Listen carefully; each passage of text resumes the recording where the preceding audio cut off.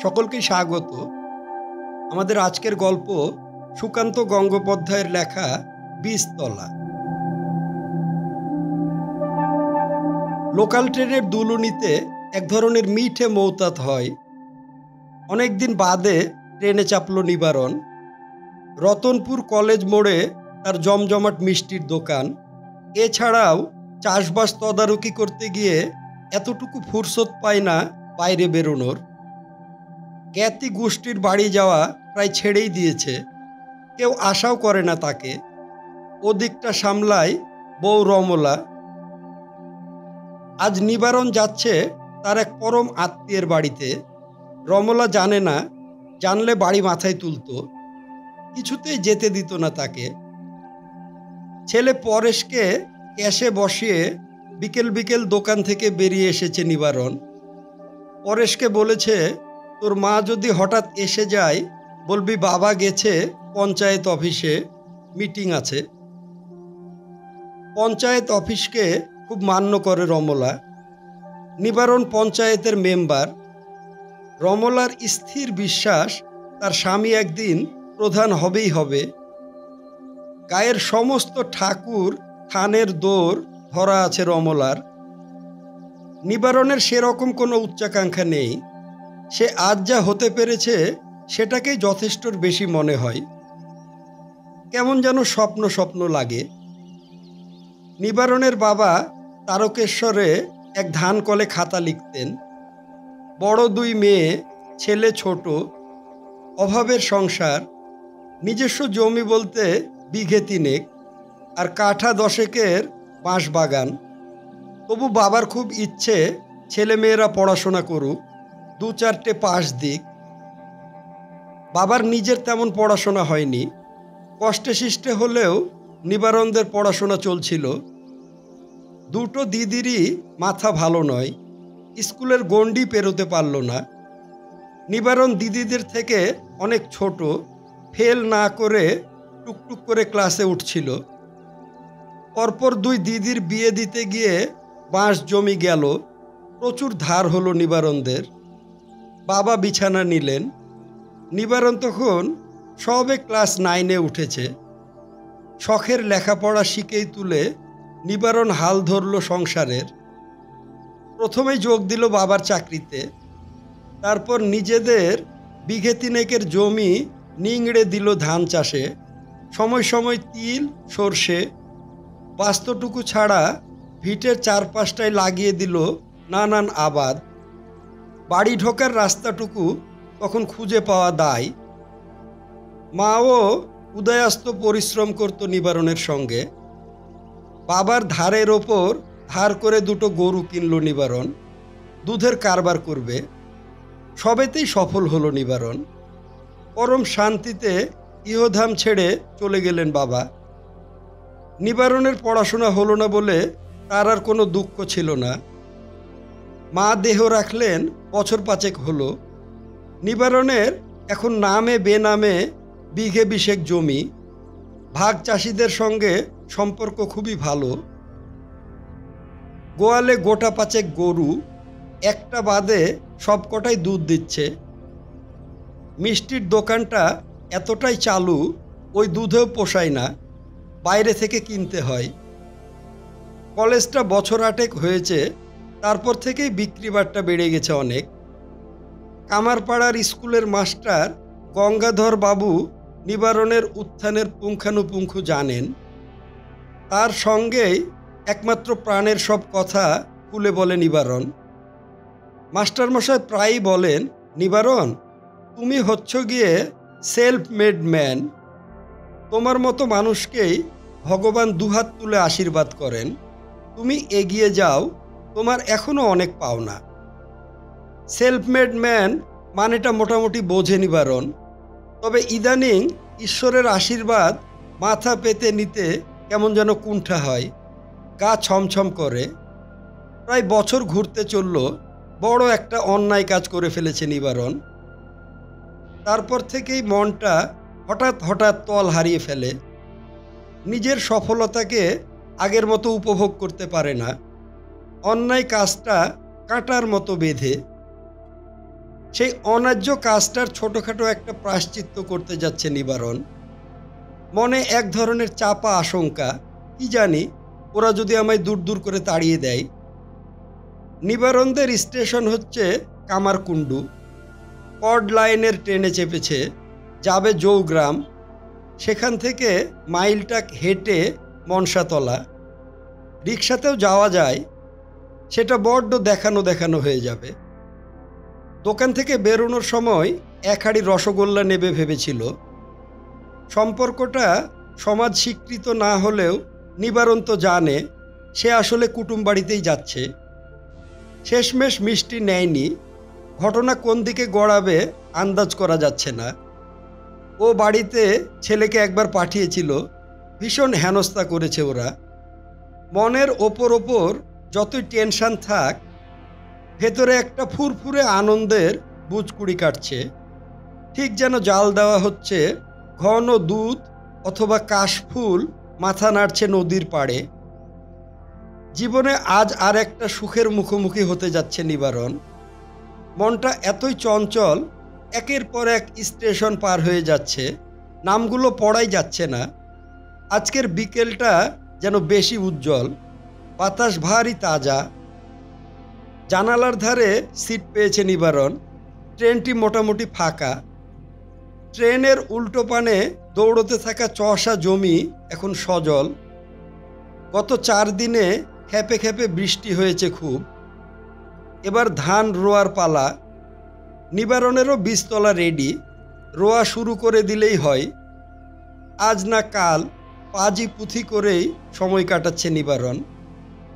আসলে সুখবরটা পাওয়ার পর থেকেই সে বড় উন্মনা। খালি মনে হচ্ছে, যাই বংশের নতুন চারা গাছটিকে দেখে আসি, ওর জন্য বীজতলা তৈরি করতে হবে।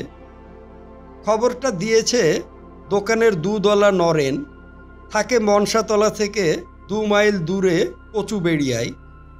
ওর মামার বাড়ি মনসাতলায়। আলে কালে কাজে কম্মে আসে, তখনই ফাঁকতালে ও বাড়ির খবরটা নেয়, এমনটাই নির্দেশ দেওয়া আছে নিবারণের। দিন 6 আগে নরেন দোকানের টাটের কাছে এসে গলার স্বর নাবতে রেখে বলল, নিবারণদা, তুমি যে দাদু হয়েছ সে খবর রাখো। আমি তো মাস 5 পর মামার বাড়ি গিয়ে শুনি এই কাণ্ড। চোখ মুখ জলজল করে উঠেছিল নিবারণের। চাপা গলায় আগ্রহ ভরে জানতে চাই, ছেলে না মেয়ে? তুই নিজে দেখে এসে বলছিস তো? ছেলে গো ছেলে, অবিকল তোমার ছেলের মুখ বসানো, আমি নিজের চোখে দেখেই বলছি। নরেনের বুদ্ধি বিবেচনা প্রখর। ছেলের মুখ বসানো কথাটাই নিবারণ যে রাগ করবে না সে জানে। নিবারণের অপরাধবোধটা নরেন টের পায়। নরেন বলে যাচ্ছিল, মামাতো ভাইয়ের সঙ্গে ছুতো করে এবার চলে গেছিলাম ওদের বাড়ি, গতিক সুবিধের ঠেকলনি। মেয়ের সেই গোয়ার দাদা নাকি বলেছে, বোনকে ঘরে পালছি ঠিক আছে, তা বলে পরের বাচ্চার খরচ জোগাতে পারবো নি। যাদের বাচ্চা দিয়ে এসো। এসব কথাই মেয়ের মা কাঁদতে কাঁদতে বলছিল আমাদের। আর মেয়ে কি করছিল তখন জানতে চায় নিবারণ। সে বেটি দাদার মতোই ট্যাঁটা, তার চোখে জল নেই, দিব্যি ডগডগে সিঁদুর পরে ছেলেকে কোলে নিয়ে দোল খাওয়াচ্ছে। নরেনের বর্ণনার সঙ্গে সঙ্গে ছবিটা চোখে ভেসে উঠেছিল নিবারণের। একবার সাক্ষাতে মেয়েটার জেদ নিবারণ টের পেয়েছে। সেই দিনটা বারে বারে মনে পড়ে। তখন পঞ্চায়েত ভোটের 2 মাস বাকি। আগেরবার নির্বাচিত প্রতিনিধি নিবারণ সেবারেও নিজের অঞ্চল থেকে ক্যান্ডিডেট হয়েছে, জয় সুনিশ্চিত। এলাকার লোকেরা নিবারণকে দ্বিধাহীনভাবে ভোট দেয়। প্রতিবার এইভাবে জিততে থাকলে পঞ্চায়েত প্রধান হওয়া তার কেউ আটকাতে পারবে না। এটা একটা স্বাভাবিক প্রক্রিয়া। এর জন্য রমলা উত্তেজিত থাকলেও নিবারণ সবসময় ঠান্ডা। সে জানে সৎভাবে কাজ করে গেলে ফল একদিন পাওয়া যাবেই। এই সরল বিশ্বাসে আঘাত লাগলো সেই দিন দুপুরে। দোকানে খদ্দের নেই। নিবারণ বাড়ি থেকে খেয়ে দিয়ে এসে টাটে বসে ঝিমুচ্ছে। পরেশ গেছে খেতে। এমন সময় ২০-২২-এর শ্যামলা রঙের মেয়ে এসে দাঁড়ালো দোকানের সামনে। মুখটা ঢলঢলে, কিন্তু শরীর জুড়ে নিঃসহায় ভাব। কি দেব গো মেয়ে, জানতে চেয়েছিল নিবারণ। খুবই নিস্তেজ গলায় মেয়েটি বলে, আপনার সঙ্গে একটু কথা ছিল। নড়ে চড়ে বসেছিল নিবারণ। কপালে ভাঁজ ফেলে জানতে চায় কি কথা। মেয়েটা দোকানের ভেতরে চলে আসে। বাবু হয়ে বসা নিবারণের পা দুটো খুঁজে প্রণাম করে নাম বলে আভা। পদবিটা বেজাতের। তারপর বিশাল ঢোক গিলে বলে, আপনার ছেলে মনসাতলায় গিয়ে আমাদের বাড়িতেই থাকে। মেয়েটা বলে যাচ্ছিল, কথাগুলো যেন ঠোকরাচ্ছিল নিবারণকে। কান মাথা ঝিমঝিম করছে, গলা শুকিয়ে কাঠ, শরীরের নিচে যেন মাটি নেই। মেয়েটার অভিযোগ পরেশের বিরুদ্ধে। পরেশ তাকে বিয়ে করবে কথা দিয়ে যথেচ্ছ মেলামেশা করেছে। হঠাৎই পরেশ যাওয়া বন্ধ করেছে মনসাতলায়। মেয়েটি এখন গর্ভবতী, পরেশের সন্তান বহন করছে। চোখের ওপর সর্ষে ফুল নাচছে। নিবারণ নেমে এসেছিল টাঁট থেকে। আভাকে বলেছিল, তুমি দোকানেই বসো, আমি পরেশকে নিয়ে আসছি। তড়িঘড়ি বাড়ির দিকে যেতে যেতে নিজেরই হাত কামড়াতে ইচ্ছে করছিল নিবারণের। জমি ব্যবসা দেখতে গিয়ে সংসারের দিকটা অবহেলা হয়ে গেছে। সেই ফাঁকে একমাত্র ছেলেকে প্রশ্রয় দিয়ে গোল্লায় পাঠিয়েছে রমলা। ছেলে যে প্রায়ই মনসাতলায় বন্ধুর বাড়ি যায় নিবারণ শুনেছে। হঠাৎ হঠাৎ এক দুরাত ছেলে গায়েব থাকে তাও জানে। এ প্রসঙ্গে রমলাকে বার কয়েক সতর্ক করেছে নিবারণ। ছেলেকে এবার থেকে দোকানে গিয়ে বসতে বলো, লেখাপড়া তো আর হলো না, রাত বিরেত নেই, হেথায় হুথায় চড়ে বেড়াচ্ছে। উত্তরে রমলা বলেছে, বয়স অল্প, কটা দিন ঘুরে লিক, তারপর সারা জীবন পড়েই রইল দোকান সামলানোর তরে। তাহলে আমার কথা একবার ভাবো, ওর বয়সে কি পরিশ্রমটাই না করেছি, তবেই না আজ। কথা কেড়ে নিয়ে রমলা বলেছিল, সেটাই তো নিয়ম, তুমি খেটেছ যাতে তোমার বংশধররা একটু আরামে থাকে। হচ্ছেও তাই। আমরা সুখে থাকলে তোমার কি ভালো লাগে না বলো? রমলার কথার মধ্যে বরাবরই মিষ্টির ভাগ বেশি। সংসারের অবস্থা যত ফিরেছে মিষ্টি ঘন হয়েছে। খুব একটা অন্যায্যও কিছু বলেনি রমলা। দারিদ্র্যের শেষ সীমায় পৌঁছে গিয়েও নিজের বংশমর্যাদা ফিরিয়ে এনেছে নিবারণ। আজ সে নিজের এলাকার অঘোষিত প্রভু। আগেকার দিনে ভালো জমিদারের মতো। পঞ্চায়েতের টাকা ছাড়াও নিজের টাকা দিয়ে এলাকার অনেক উন্নতি করেছে। রাস্তাঘাট অনেক ভালো। প্রত্যেক ঘরেই রোজগারের লোক আছে। ডেকে ডেকে চাষের কাজ দিয়েছে নিবারণ। তার অঞ্চলেই স্বাস্থ্যকেন্দ্র করে দিয়েছে পঞ্চায়েত। নিবারণের তত্ত্বাবধানে সেখানে ডাক্তার, ওষুধ সবসময় বহাল। আর কাজের বহর দেখে পঞ্চায়েতের অন্য ব্লকের মেম্বাররাও যথেষ্ট করিতকর্মা হয়েছে। নিবারণ শুনেছে তাদের এই কাজকর্মের কথা উদাহরণস্বরূপ বিধানসভায় আলোচনা হয়েছে কয়েকবার। তারপর থেকেই রাইটার্স বিল্ডিংটা একবার চোখের দেখা দেখতে ইচ্ছে হয়, ফুরসত পাওয়া যায়নি। এই সফলতার মাঝে মেয়েটা যেন দুষ্টু গ্রহের মতো দোকানে এসে দাঁড়িয়েছিল। বাড়ি ফিরে নিবারণ দেখে মা বড় যত্ন করে ছেলেকে খাওয়াচ্ছে। হাঁটিয়ে একটা চড় মারতে ইচ্ছে করছিল পরেশকে। খাওয়ার সময় শত্রুকেও মারার বিধান নেই, তাই গলা খাকারি দিয়ে নিবারণ বলে, আভা এসেছে দোকানে তোর খোঁজে। কে আভা? বলে রমলা ঘুরে তাকালো। পরেশ কিন্তু খাওয়া ছেড়ে উঠে পড়েছে। নিবারণ বলেছিল, তোমার বেটাকে জিজ্ঞেস করো আভা কে। তারপর বরণডালা সাজিয়ে নিয়ে এসো ঘরের বউকে। রমলা কিন্তু মোটেও ঘাবড়ালো না। মুখ থমথমে, আর কপালে কয়েকটা ভাঁজ পড়ল মাত্র। নিবারণকে শান্ত হয়ে বিছানায় বসতে বলে শুরু করলো পরেশকে জেরা। কোনো কথাই অস্বীকার করল না পরেশ। বলল মেয়ের দাদা ওর বন্ধু, সেই সূত্রে ওদের বাড়ি যাতায়াত। আভার দাদা কাজ পেয়ে চলে গেছে কলকাতায়, ফি শনিবার বাড়ি ফেরে, সোমবার চলে যায়। মাঝের দিনগুলো পরেশ মাঝে মধ্যে ও বাড়িতে কাটিয়েছে। আজ না হয় কাল পরেশ বাবা মাকে বলতো মেয়েটার কথা। তার আগেই আভা হাজির। সব শুনে রমলা ঘুরে তাকায় নিবারণের দিকে, বলে মাথায় ঢুকলো কিছু? নিবারণের চোখে ঘোর বিস্ময়।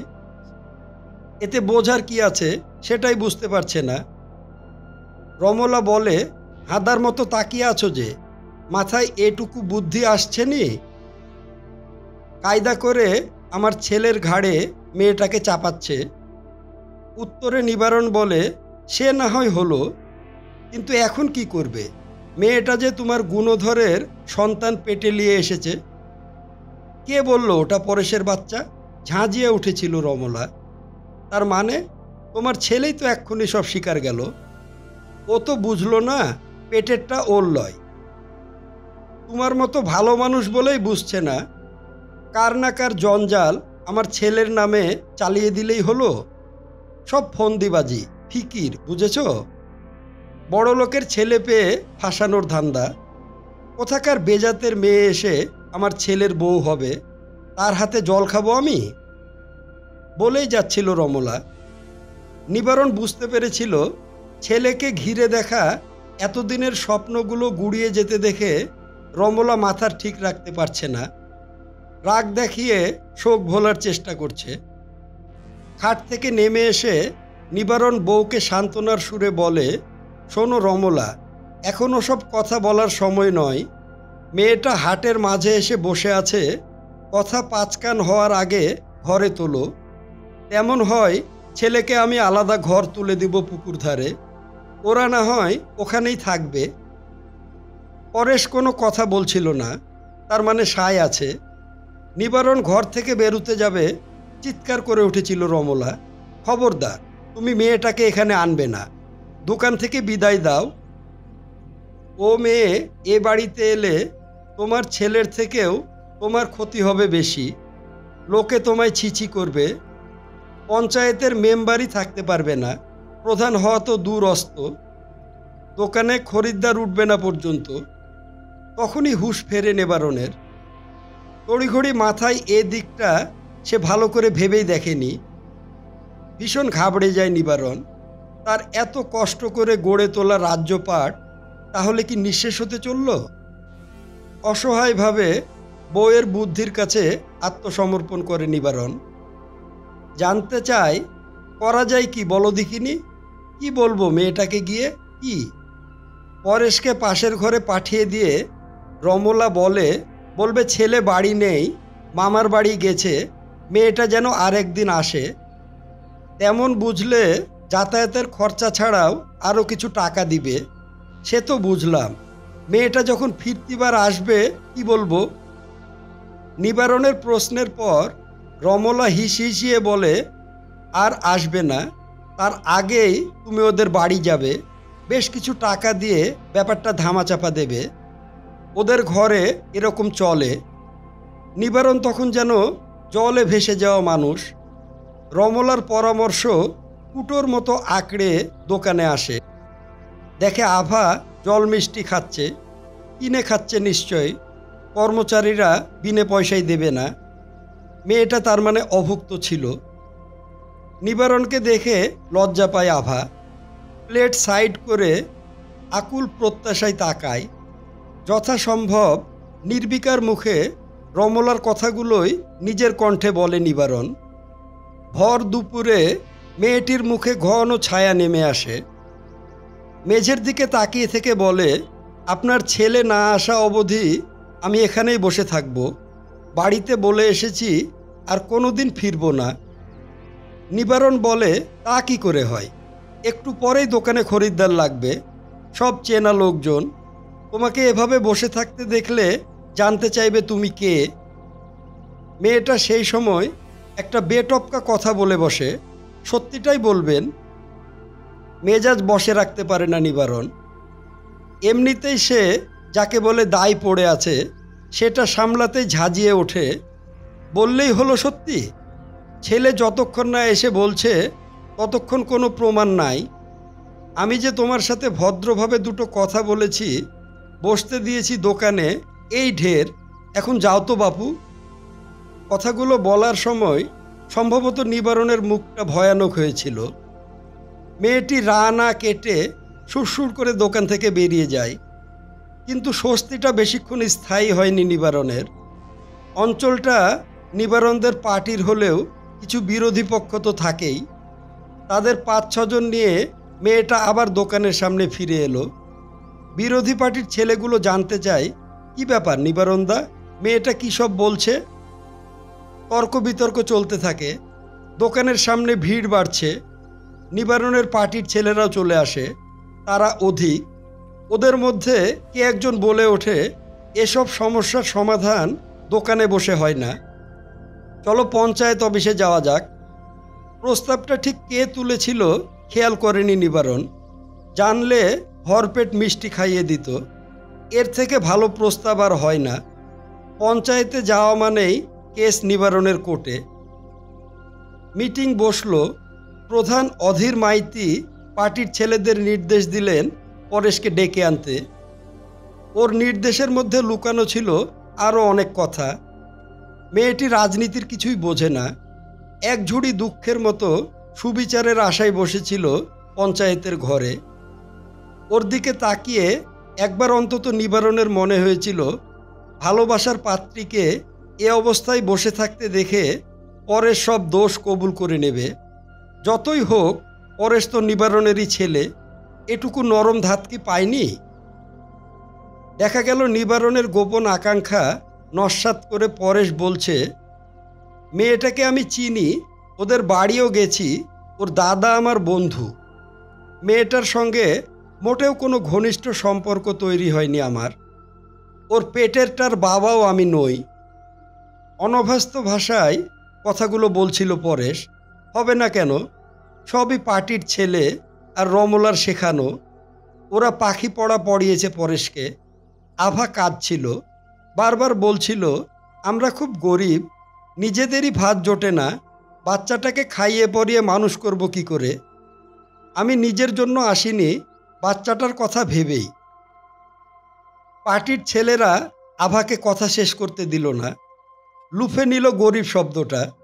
বলল, গরিব বলেই কিছু টাকার ধান্দায় এসেছ। কিছুদিন আগে পতুলপুরেও এরকম একটা ঘটনা শোনা গেছে। বলো, কত টাকা দিলে তুমি কেটে পড়বে? এরকম নানা বিদ্রূপ ছলচাতুরির মাঝে কান্না মুছে উঠে দাঁড়ালো মেয়ে। তারপর পায়ে পায়ে বেরিয়ে গেল অফিস ঘরের বাইরে। নিবারণের মনটা খানিকটা খাবলে নিয়ে গেল। সে মনের চোখ নেই, বোধ আছে। অন্ধ ধৃতরাষ্ট্রের মতো নিবারণ তাই নরেনের মাধ্যমেই মেয়েটার বৃত্তান্ত শোনে। নিবারণ ভেবেছিল মেয়েটা বুঝি বাড়ি ফিরে বাচ্চাটা নষ্ট করবে। করেনি। যত দিন গেছে উৎকণ্ঠা বেড়েছে নিবারণের। মন আনচান। আভার কাছে যেতে না পেরে চলে গেছে নিজের বীজতলার সামনে। সেখানে শিশু ধান গাছ হাওয়ায় তীর তীর করে মাথা নাড়ছে। তলহারা মনে মাঝে সাঝে অনেক বিভ্রমও দেখা দিচ্ছিল। এই তো কিছুদিন আগে মাঝরাতে প্রবল ঝড় বৃষ্টি শুরু হলো।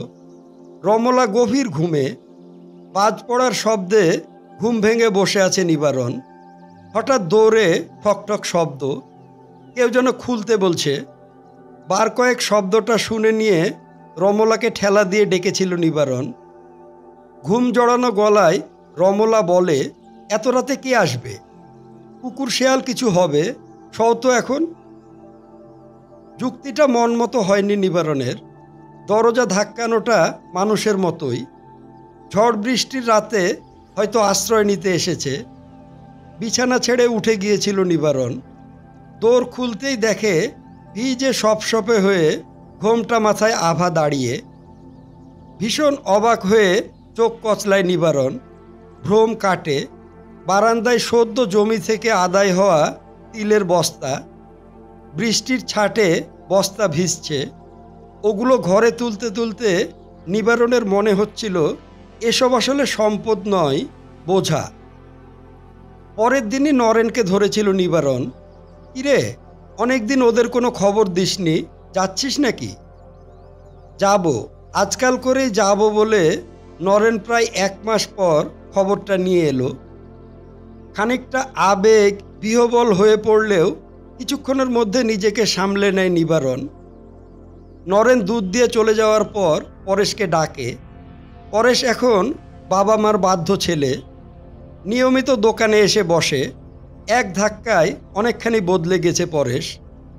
রমলা ওর জন্য পাত্রী দেখছে, যদিও পরেশ বিয়েতে মোটেও আগ্রহী নয়। পরেশ সামনে এসে দাঁড়াতে নিবারণ খবরটা দেয়, বলে যাবি নাকি একবার? এখন হয়তো দেখ রাগ কমেছে। কিছুক্ষণ চুপচাপ দাঁড়িয়ে থেকে পরেশ বলে, তুমি যাও। পরেশ যে এরকমটাই বলতে পারে আন্দাজ করেছিল নিবারণ। মাস 4 আগে বেশ কিছু টাকা পয়সা দিয়ে ছেলেকে ও বাড়ি পাঠিয়েছিল। উদ্দেশ্য ওদের মুখ বন্ধ করা নয়, গর্ভধারিণীর ওষুধ, ভালো খাবার দাবারের জন্য দিয়েছিল টাকাটা। পরেশকে বাড়ির চৌহদ্দি মারাতে দেয়নি আভার দাদা। বলেছিল, বোনকে যদি বাড়ি নিয়ে যেতে পারিস যা, টাকা দিয়ে মেয়ে পুষতে আসিস না। তারপর থেকে আরও যেন ভ্যাবলা মেরে গেছে পরেশ। বাবার সম্পত্তি প্রতিপত্তিতেই লাথি মেরে আভাকে নিয়ে আলাদা থাকবে সে ক্ষমতাও নেই। অতঃপর নিবারণকেই যেতে হচ্ছে মনসাতলায়। কপালে কি আছে কে জানে। খবরটা শোনার পর দিন 5 দেরি হওয়ার কারণ, হারু শেখরার কাছে বাচ্চার জন্য এক জোড়া সোনার বালা গড়িয়েছে নিবারণ। সেটা এখন তার ট্যাঁক থলিতে, সঙ্গে কিছু টাকাও আছে। ট্রেন এখন অনেকটাই ফাঁকা। শিবাইচণ্ডী এসে গেল। আর 3টে স্টেশন পরেই জৌগ্রাম। কামরার পেছনের দিকে বাউল গান ধরেছে, জল তুলসী সেবায় তার যত সুখোদয়, ষোড়শোপচার পূজায় তত সুখ নয়। বড় মিঠে গলা, সুরটাও ভারী সুন্দর। পকেট থেকে 2টো টাকা বার করে রাখে নিবারণ। গান শেষ করার পর বাউল আসে না, হয়তো পাশের কামরায় চলে গেছে। বদলে পিছনে ঘষ্টে আসা ভিখারি আসে, তাকেই টাকাটা দিয়ে দেয় নিবারণ। তারপর আসে লাল চুলের কালো ঝুলো কিশোরী ভিখারি, তাকেও কিছু দেয়। মনটা আজ বড় বাঁধভাঙা হয়ে আছে। ওরা যদি অপমানও করে গায়ে লাগবে না। পাশের কম্পার্টমেন্ট থেকে ভেসে আসছে গান, মনো তুমি কৃষি জানো না, এমন মানব জমিন রইল পতিত, আবাদ করলে ফলতো সোনা, মনো তুমি। এর মাঝে আরও অনেক ভিখারি এলো। রিকেট বালক, শিশু কোলে মা, নুয়ে পড়া বুড়ো, সবাইকে কিছু কিছু দিল নিবারণ। দেখতে দেখতে পৌঁছে গেল জৌগ্রাম। সন্ধ্যা লেগেছে অনেকক্ষণ। রাস্তায় ঝুঁচকো অন্ধকার। মাটির রাস্তার একটু ধার ধরে হেঁটে যাচ্ছে নিবারণ। মনসাতলা কিভাবে যেতে হবে ভালো করে বুঝে নিয়েছে নরেনের থেকে। তবু মনে হচ্ছে কাউকে একটু জিজ্ঞেস করে নিলে হতো। পরক্ষণেই একরাশ কুণ্ঠা নিবারণকে আড়ষ্ট করছে। আশেপাশের বাড়িগুলো থেকে হঠাৎ হঠাৎ বেজে উঠছে শাঁখ। নিবারণ ক্রমশ কুঁকড়ে যাচ্ছে নানা আশঙ্কায়। একসময় রাস্তা গুলিয়ে গেল। একটা দোকানে গিয়ে আভার দাদার নাম করতেই আঙ্গুল তুলে দেখিয়ে দিল রাস্তা। সেই পথ ধরে হেঁটে নিবারণ এখন আভাদের বাড়ির উঠোনে। বাস্ত ঘিরে কোনো বেড়া দেওয়া নেই, কীরকম যেন খাঁ খাঁ ভাব। সামনের 2টো চালা ঘরের দোর বন্ধ, তবে একটাতেও কেউ আছে নিশ্চয়ই। জানালা দরজার ফুটো ফাটা দিয়ে বেরিয়ে আসছে লণ্ঠনের আলো। খানিক অপেক্ষা করে নিবারণ ইতস্তত কণ্ঠে ডাক দেয়, কেউ আছে ভেতরে? দ্বিতীয়বার ডাকার আগেই দরজা খুলে যায়। দরজায় এসে দাঁড়ায় সম্ভবত আভা। নিজেদের ঘর থেকে বেরিয়ে পড়া ম্লান আলোয় চিনতে পারে নিবারণকে। শান্ত গলায় বলে, আসুন। এদের একটাই ঘর, মা মেয়ে থাকে। পাশের চালা ঘরটায় থাকে ছেলে। যখন কলকাতা থেকে ফেরে, সে এখন নেই। একটু যেন স্বস্তি পায় নিবারণ। কিন্তু হলে কি হবে? মেয়ের মা সেই তখন থেকে বিনিয়ে বিনিয়ে নানা কথা বলে যাচ্ছে। নিবারণকে বসতে দেওয়া হয়েছে বিছানায়। আভার মা দুবার পা ধরে নিতে নিবারণ এখন আসনপিড়ি অবস্থায়। মা বলে যাচ্ছে, মেয়েটার আমার পোড়া কপাল, তাই এমন হলো। গ্রামে ঢিঢি পড়ে গেছে, হাট বাজারে যেতে পারিনি। পেটের ছেলেও বলছে দূর করে দিবে। আপনি একবারটি মেয়েটির দিকে মুখ তুলে দেখুন। ইতিমধ্যে মাকে দুবার মৃদু ধমকেছে আভা। বাচ্চাটাকে দেখতে চেয়েছিল নিবারণ। পাশের বাড়ির কেউ নাকি নিয়ে গেছে, দিয়ে যাবে এক্ষুনি। আভা এখনো পর্যন্ত কোনো অনুযোগ অভিযোগ করেনি। ভ্রু কুঁচকে বোঝার চেষ্টা করেছে নিবারণের আগমনের হেতু। একসময় সে জিজ্ঞেস করে, চা খাবেন তো? তারপর উত্তরের অপেক্ষা না করেই চলে যায় চা করতে। আভার মায়ের নাকে কান্না ক্রমশ অসহ্য ঠেকছে। বাচ্চাটিকে দেখার লোভও সামলাতে পারছে না নিবারণ। সময় যেন থমকে আছে এই ঘরে। চা নিয়ে এলো আভা। নিবারণ কাপে চুমুক দিতে যাবে, ঘরে ঢুকলো একটি মেয়ে, কোলে বাচ্চা। এ কি সে? মেয়েটা নিবারণের উপস্থিতি সেভাবে খেয়াল করে না। হুড়োতাড়া করে বাচ্চাটাকে ফেরত দেয় আভার কাছে। বলে, আর এই নে আভা তোর ছেলের রোজগার। এক গাদা খুচরো পয়সা আভার হাতে দেয় মেয়েটা। মুহূর্তের মধ্যে শরীর জুড়ে বিদ্যুৎ খেলে যায় নিবারণের। চায়ের কাপটা কাপা হাতে বিছানায় রাখে। বাচ্চা কোলে এই মেয়েটিকেই ট্রেনে ভিক্ষে দিয়েছে নিবারণ। নকল মা চলে গেছে। ছেলে কোলে আভা আসে নিবারণের সামনে। বাচ্চাটা ঈশ্বরের মতো নির্লিপ্ত দৃষ্টি নিয়ে তাকিয়ে থাকে নিবারণের দিকে। আভাও অত্যন্ত স্বাভাবিক। সে তো জানে না ট্রেনের ঘটনাটা। আর নকল মায়ের যাওয়া আসাটা এত অল্প সময়ের মধ্যে ঘটেছে, আভা নিশ্চিত পরেশের বাবা কিছু টের পায়নি। আভার কোল থেকে নিজের নাতিকে নেয় নিবারণ। চাষি যেভাবে ধান চারা তুলে আনে বীজতলা থেকে, তারপর বলে, বৌমা তাড়াতাড়ি তৈরি হয়ে নাও, রাতের দিকে ট্রেন বড় কম, বাড়ি ফিরতে দেরি হয়ে যাবে।